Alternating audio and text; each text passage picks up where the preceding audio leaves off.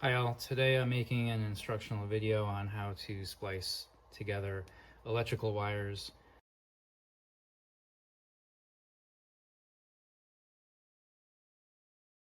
Let's say you're running a couple of plugs maybe, or you got your power supply coming in, or maybe there's a switch here that you're gonna have some hots and splice off of them and have a tail coming off of that for a switch or something. So you might have at least 3 wires to splice together.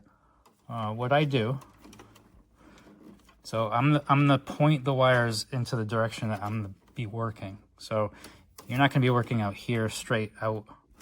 You're gonna want to work up here. So you want these wires to be even as you're working with them in the spot that you're gonna be splicing. So what I do, now old school, we were taught to use the linesman's pliers for everything.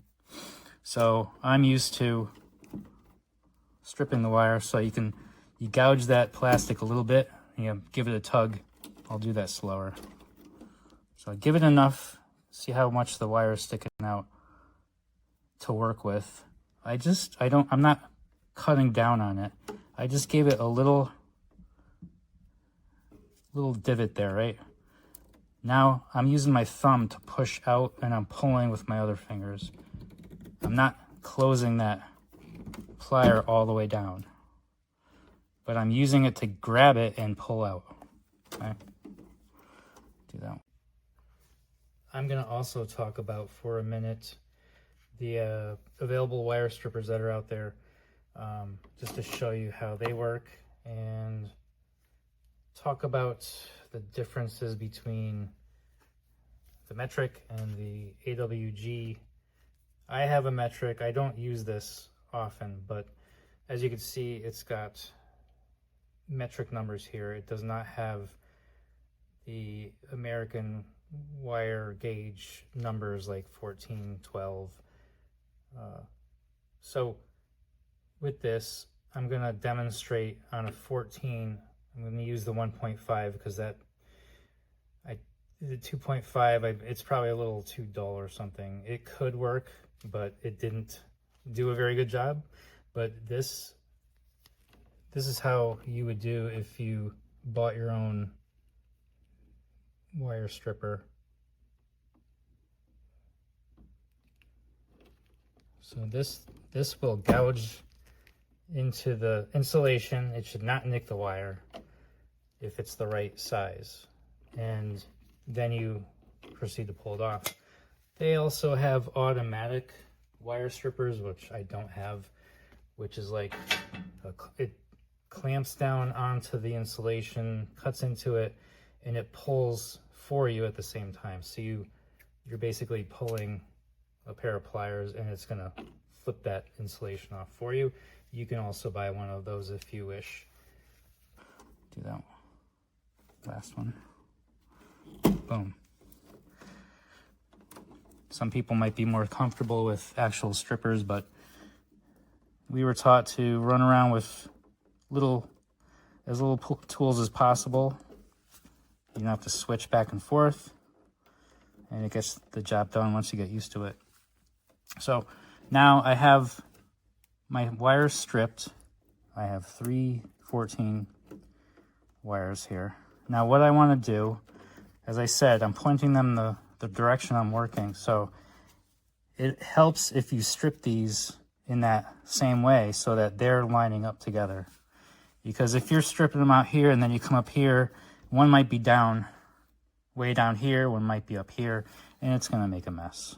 So I'm pretty even. Sometimes you might have to, finagle it. But now that I have them and they're kind of like situated in this little triangle, I'm not going to squeeze all the way down at first. I kind of give it a little slack, little loose on the pliers until those wires find their way. You want to help them, but they're kind of finding their own way. Now I'm squeezing harder and harder as I go. I'm really squeezing down now because I know that they're locked in, and now I want a nice tight splice. Okay, should look about just like that. Trim that little straggler up there so that it doesn't get caught up in the top of the wire nut when you put the wire nut on. Now, when I splice more than 2 wires together, I like to use the red wire nuts as opposed to the yellow. These are the 2 that I use. So, see, the yellow will work, but you see how it's just going to cover. Like, you don't want that bare wire to be right on the edge like that. If you use the red on this, as soon as you start, you can see it's going to cover that really well. And then as you screw it down, there's not really a chance for, you know, like a ground wire or anything to come in here and hit that, an arc or something, okay?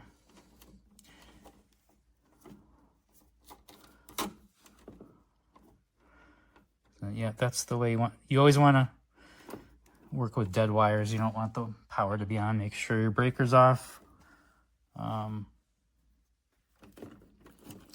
And if you did have to do, everybody dreads the four wire splice, but it can be done in the same way. Why don't I just do